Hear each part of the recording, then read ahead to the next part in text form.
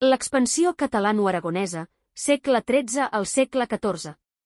Jaume I el Conqueridor, 1208 al 1276, fou qui inicià l'expansió de la corona catalano-aragonesa en dues direccions, la mediterrània i el sud peninsular.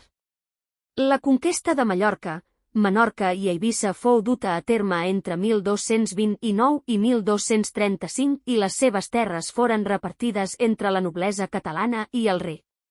La conquesta de València, territori on el domini sarraí havia establert una pròspera agricultura, durà del 1232 al 1244, quan les tropes catalanes es van trobar amb les del Regne de Castella, que també s'estaven expansionant cap al sud.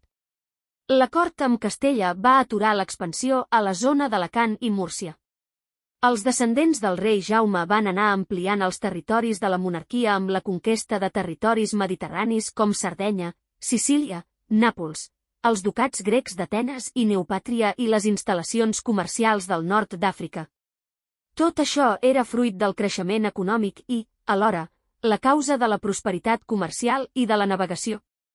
Els navegants i comerciants catalans tenien controlada bona part del comerç de la Mediterrània, la qual cosa significava el creixement de les companyies comercials, el desenvolupament de les tècniques comercials i l'augment de la banca, canviadors, lletres de canvi.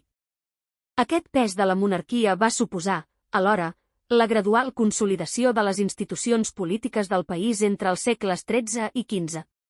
Entre aquestes institucions cal destacar les Corts Catalanes, assemblea política formada per representants dels tres estaments, el braç nobiliari, el braç eclesiàstic i el braç reial o representants de les ciutats.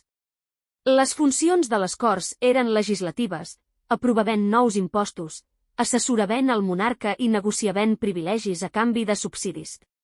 Durant el segle XV naixeria la Diputació del General o Generalitat, que era una representació de caràcter permanent de les Corts composta per 3 diputats, un per cada braç, i 3 oïdors de comptes.